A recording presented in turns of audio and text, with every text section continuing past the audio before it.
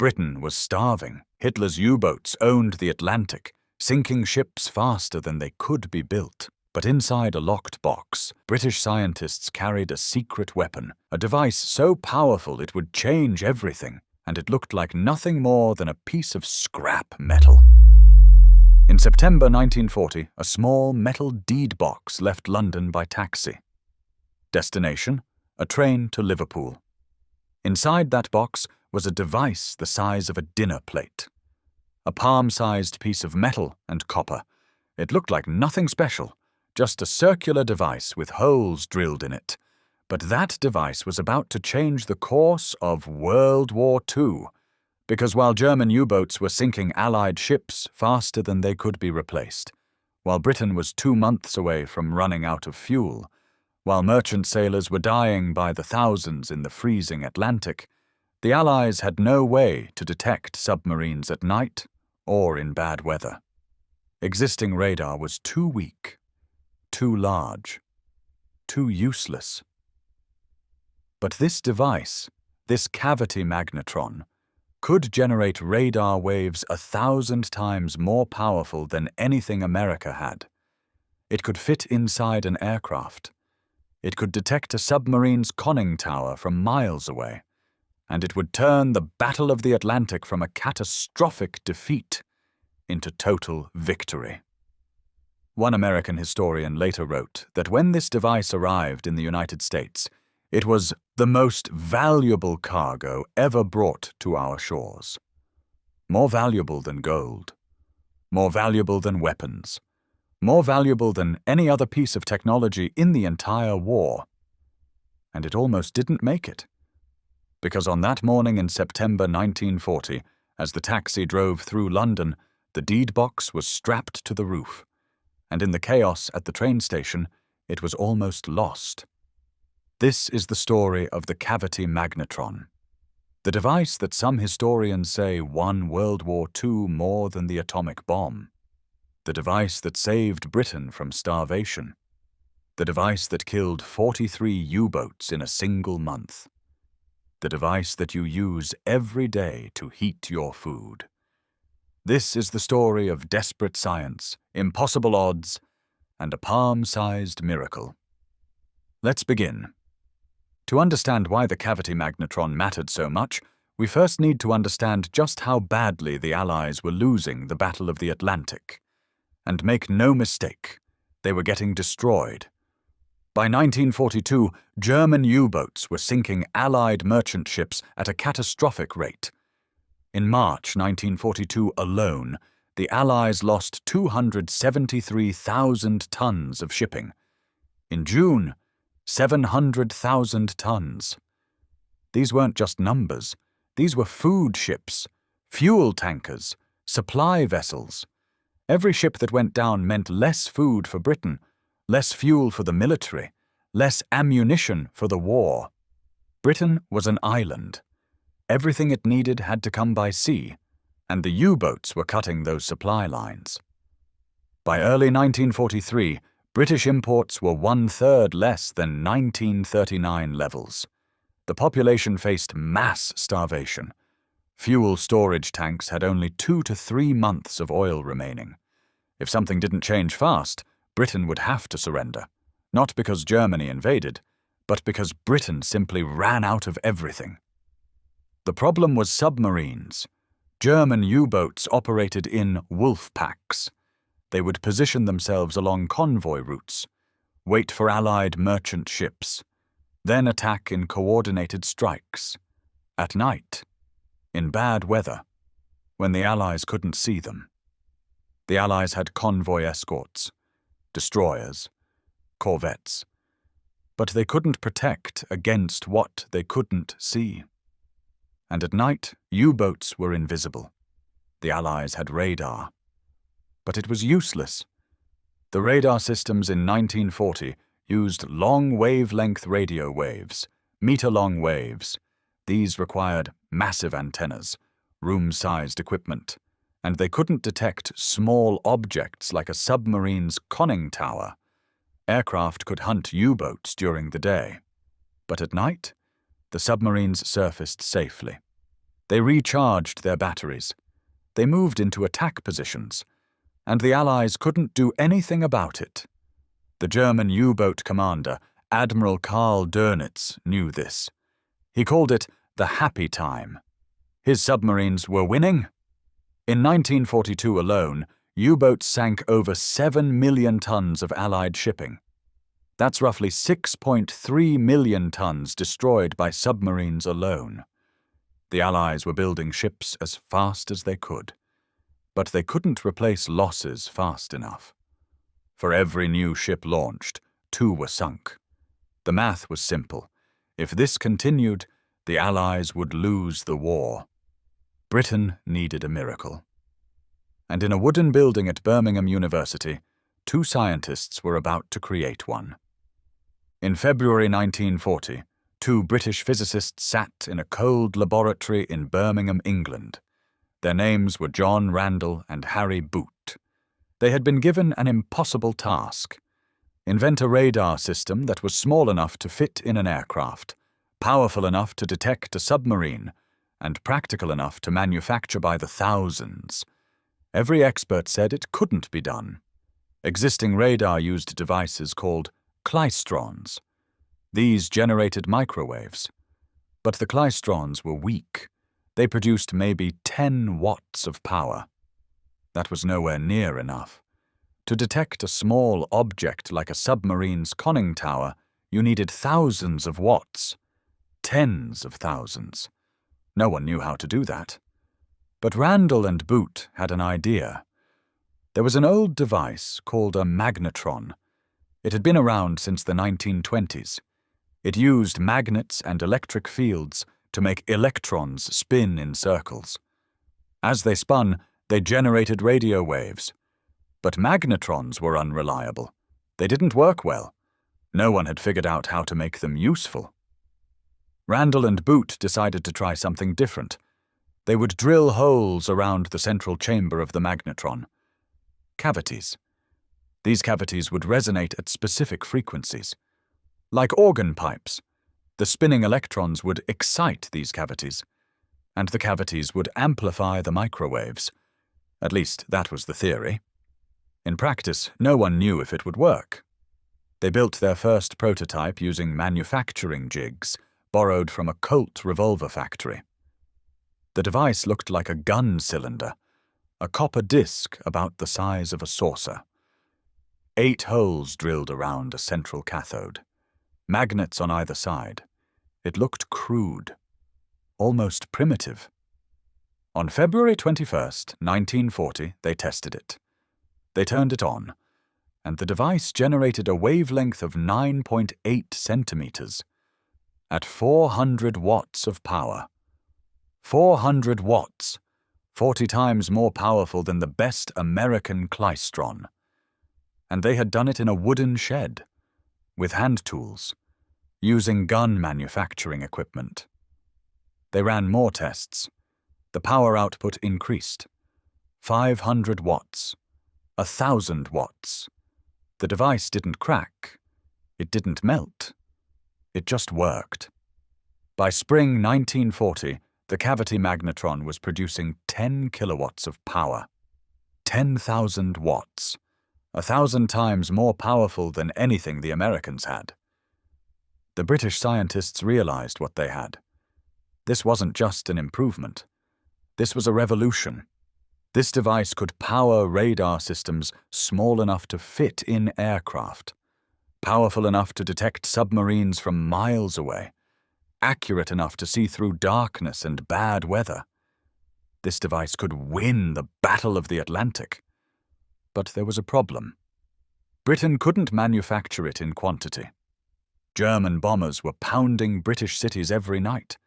Factories were being destroyed, resources were scarce, and time was running out. Britain needed help. They needed American industrial capacity. They needed American manufacturing. But to get that help, they would have to do something insane.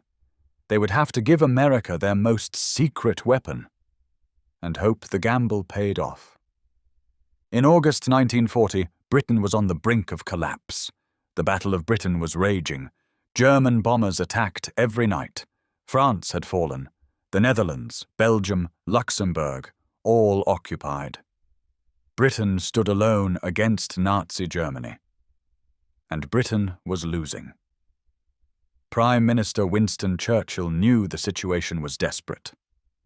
Britain couldn't hold out much longer, not without help, not without American support. But America was neutral.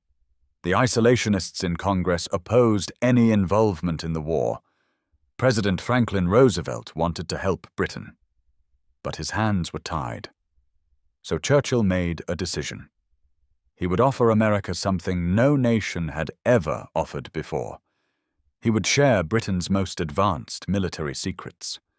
Every blueprint, every prototype, every technical innovation. In exchange for American industrial production, American manufacturing, American help. It was an insane gamble. If the secrets fell into German hands, the war was over. If America refused the deal, Britain had given away its only advantages for nothing. But Churchill had no choice, and he had the perfect man to lead the mission. Sir Henry Tizard. Tizard was a brilliant scientist. He had led the committee that developed Britain's radar defense system, the system that was winning the Battle of Britain. He understood technology, he understood politics, and he understood the stakes. In late August 1940, Tizard assembled his team. 6 scientists and military officers. They gathered the secrets, blueprints for the jet engine, research on the atomic bomb, plans for rockets, submarine technology, and the cavity magnetron. 12 prototypes had been made. Most had 6 cavities. But the 12th had 8. Serial number E1189. Prototype number 12. This was the one they would take to America. The team packed everything into a small metal deed box, the kind used for storing property deeds. It was about the size of a briefcase. It had a lock, and it was designed to sink if dropped in water, just in case. On the morning the journey began, scientist Edward Bowen was responsible for the magnetron. He put it in the deed box, and then he did something that nearly ended the mission before it started. He strapped the box to the roof of a taxi. The taxi drove through London to Euston Station. When they arrived, an over-eager railway porter grabbed the box from the roof and rushed toward the train. Bowen almost lost sight of it. For a moment, the most valuable piece of technology in the world was being carried away by a porter who had no idea what he was holding. Bowen chased after him. He caught up just in time. The box was loaded onto the train. That night, the deed box and the cavity magnetron traveled to Liverpool. The next morning, they boarded a ship. The Duchess of Richmond. Destination? Canada. Then the United States. It was September 1940. German U-boats controlled the Atlantic. Wolf packs hunted Allied convoys. Ships were being sunk every day, and Tizard's team was carrying the one device that could change everything. If the ship was torpedoed, if the box went down, the cavity magnetron would be lost. And Britain's last hope would sink with it. The journey took a week. Every hour was agony. Every time a sailor spotted something in the water, hearts stopped. But the Duchess of Richmond made it. On September 6, 1940, the ship docked in Canada. The Tizard Mission had survived. Now they just had to convince the Americans. On September 12, 1940, the Tizard team arrived in Washington, D.C. They met with Vannevar Bush, chairman of the National Defense Research Committee. Bush was America's top science advisor. He would decide whether the mission succeeded or failed. The meetings began cautiously. The Americans were suspicious. Why was Britain offering these secrets now? What did they want in return? The British explained. They needed American manufacturing. They needed help developing these technologies at scale. They couldn't do it alone. The Americans listened, but they were skeptical. Then, on September 19th, the team met at the Wardman Park Hotel. Alfred Loomis, chairman of the Microwave Committee, was there, along with top American scientists. The British brought the cavity magnetron. Edward Bowen opened the deed box. He took out the device, a copper disc, about the size of a dinner plate. 8 holes drilled around the center. It didn't look like much. The Americans examined it. They asked how much power it generated. The British told them. 10 kilowatts. The room went silent. 10 kilowatts? The best American microwave device produced 10 watts. This British device was 1,000 times more powerful. One scientist later said the Americans were stunned. Another said it was like magic. They asked to see it work. A few days later, they tested it at General Electric Labs in New Jersey. Bowen demonstrated the magnetron. It worked perfectly. Generated microwaves at 10-centimeter wavelength. 10 kilowatts of power. Compact, reliable, robust. The Americans realized immediately what this meant. This device could power radar small enough to fit in aircraft, powerful enough to detect submarines, accurate enough to work at night and in bad weather. This device could win the Battle of the Atlantic. The deal was made. America would manufacture the magnetron. They would develop radar systems based on it. They would share the technology with Britain. And together, they would defeat the U-boats. Bell Telephone Laboratories was tasked with producing copies. By October 1940, they had made 30. By the end of the war, American factories had produced over 1 million cavity magnetrons. The Massachusetts Institute of Technology opened a facility called the Radiation Laboratory, the RAD Lab. At its peak, it employed 4,000 people. Scientists, engineers, technicians, all working on radar systems powered by the cavity magnetron. The British had gambled everything. They had given away their most valuable secret. And the gamble had paid off. Now they just had to turn the magnetron into a weapon and use it to kill U-boats. The first naval radar using the cavity magnetron was called Type 271. It operated at 9.7 centimeters. It had a range of about 25 kilometers. But for detecting submarines, the practical range was 3 to 5 kilometers. That doesn't sound like much, but it was enough. Because before the cavity magnetron, Allied ships had no radar that could detect surfaced submarines. Now they could see U-boats in the dark, in fog, in storms. The Germans had no idea. By May 1942, over 200 Royal Navy ships had TWAS, Type 271 radar. U-boat commanders started noticing something strange. They were being attacked at night, in bad weather, when they should have been invisible. They assumed the Allies were getting lucky, or that spies were reporting their positions. They didn't realize the Allies could see them. Then came the aircraft. This is where the magnetron really changed the war. Allied aircraft needed radar to hunt U-boats at night. But aircraft radar was difficult. The equipment had to be small, lightweight, and powerful enough to detect a tiny conning tower from thousands of feet up. The cavity magnetron made it possible. By early 1943, Allied aircraft were being equipped with centimetric radar, 10-centimeter wavelength, a SV Mark III. Anti-surface vessel. The radar could detect a surfaced U-boat from 9 miles away. And the Germans had no warning. Their radar detectors, called METOX, only detected long wavelength radar. They were blind to centimetric radar. The Allies knew this. They exploited it ruthlessly. In February 1943, Coastal Command launched Operation Derange. 75 long-range aircraft equipped with the new centimetric radar patrolled the Bay of Biscay. That's where U-boats traveled between their bases in France and the Atlantic hunting grounds. The U-boats had no idea the aircraft could see them. They surfaced at night.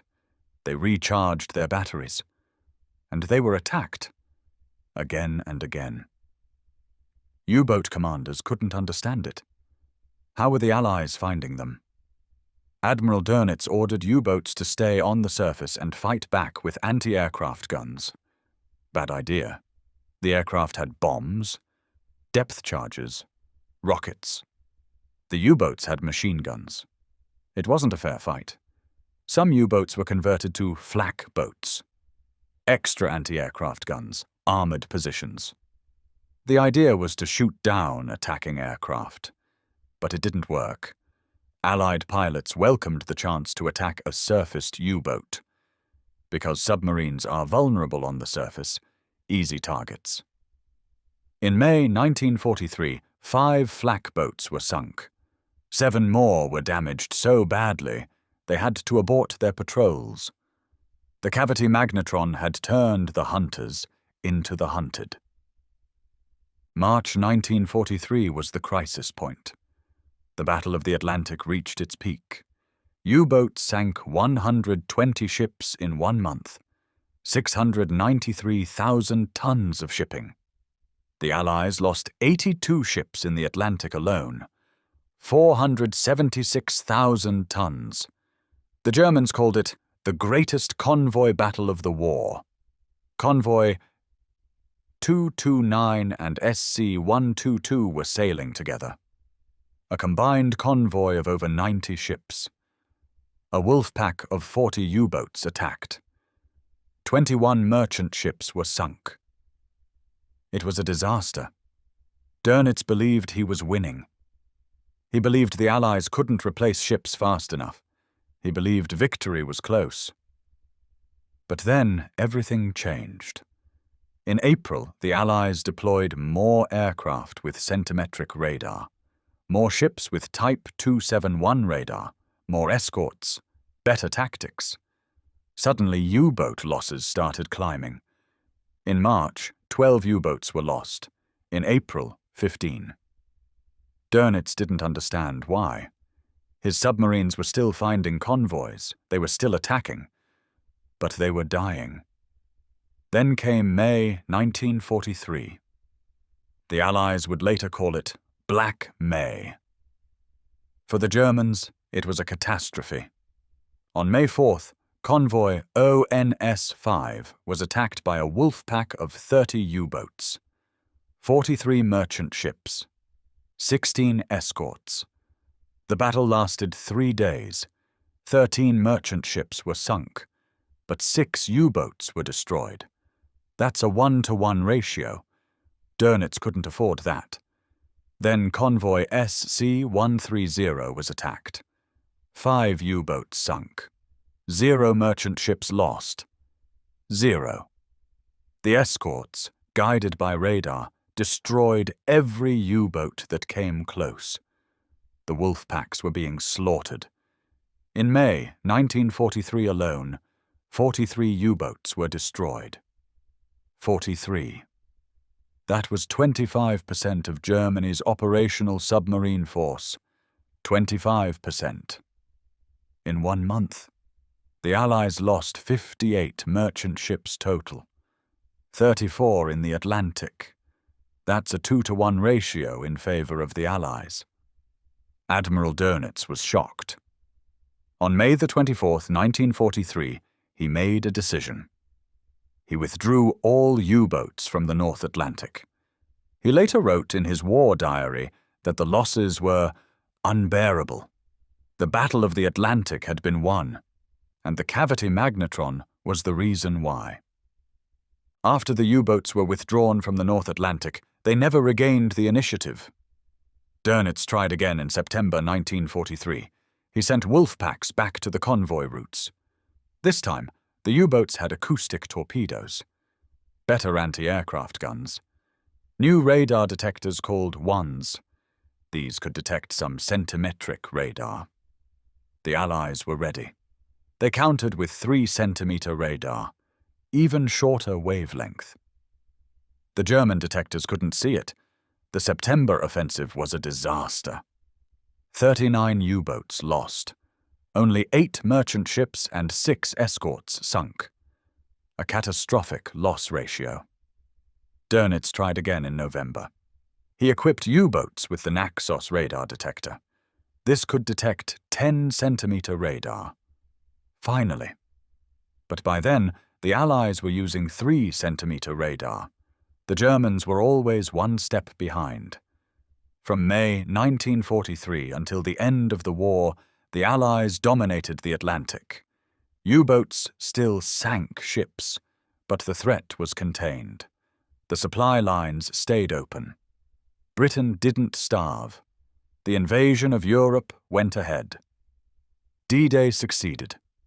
And it was all because of a palm-sized device invented in a wooden shed in Birmingham.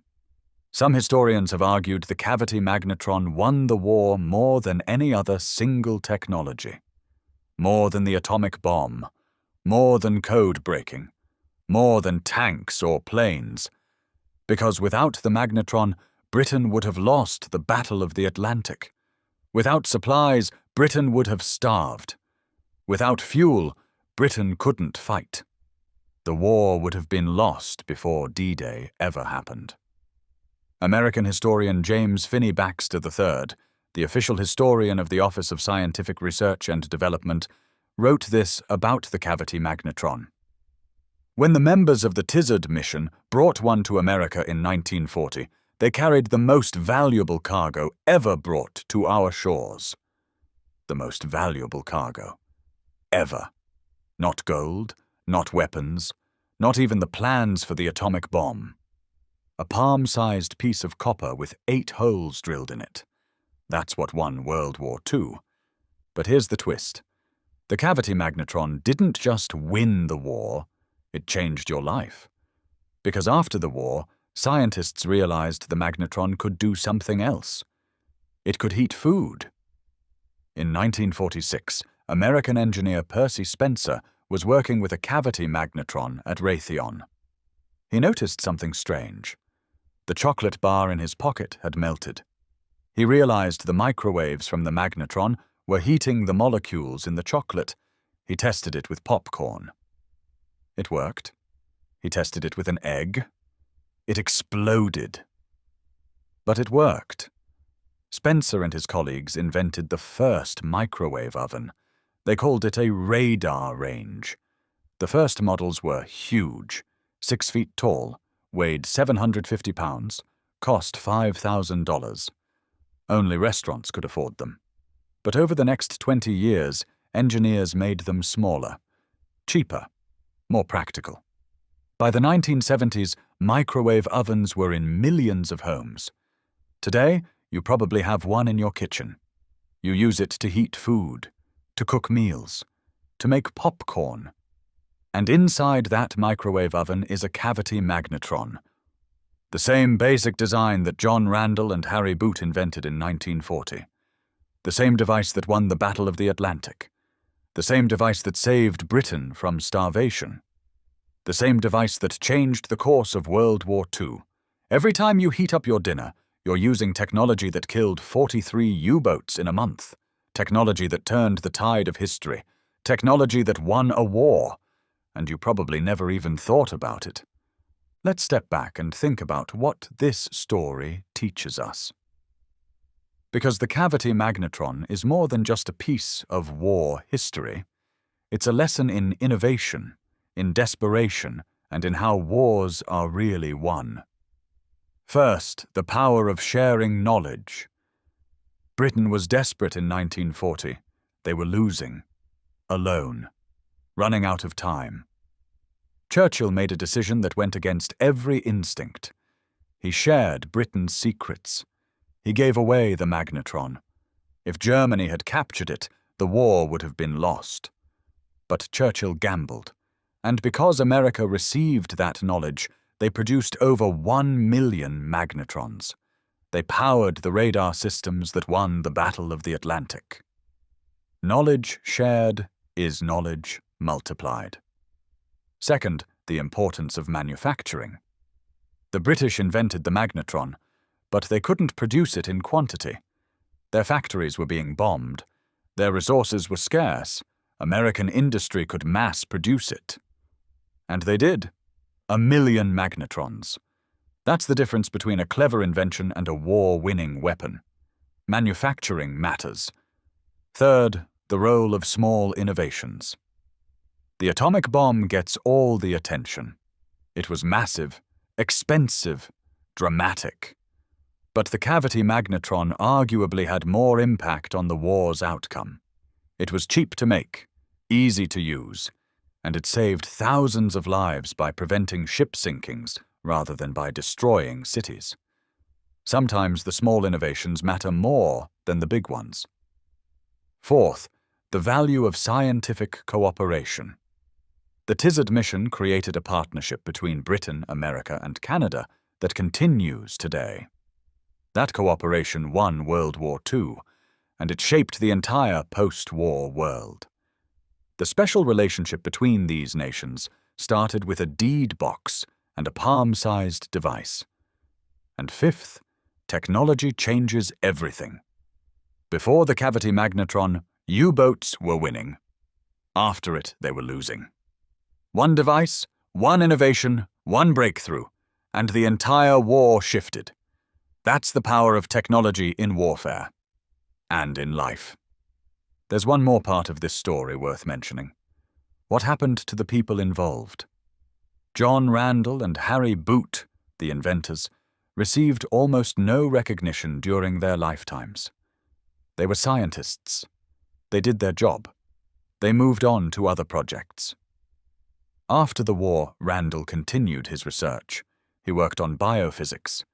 He helped discover the structure of DNA. But most people never knew he invented the magnetron.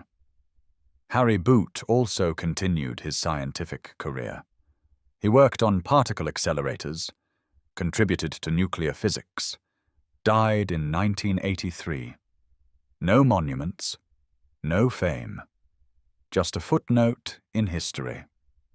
Sir Henry Tizard, who led the mission, became a senior science advisor to the British government. He helped shape post-war science policy. He died in 1959.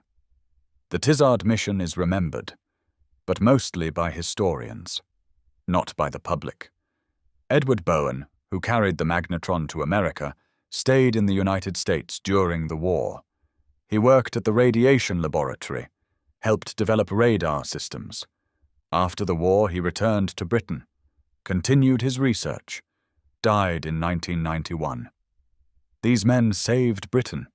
They won the Battle of the Atlantic. They changed the course of the war, but they did it quietly.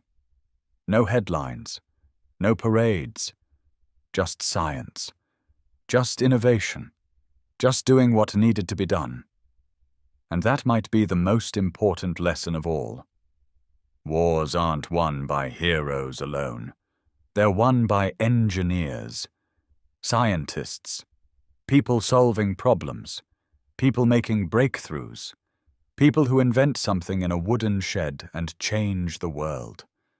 The cavity magnetron won World War II, not because it was flashy, not because it was dramatic, but because it worked. It solved a problem. It turned the tide. And it saved millions of lives. That palm-sized device, that simple piece of copper with 8 holes drilled in it, that device you use every day to heat your food, that's the device that won the war. The cavity magnetron saved Britain from starvation. It killed thousands of U-boats. It turned the Battle of the Atlantic from catastrophic defeat into total victory. And then it became a microwave oven. That's the story of World War II. That's the story of innovation. That's the story of how a palm-sized device changed everything.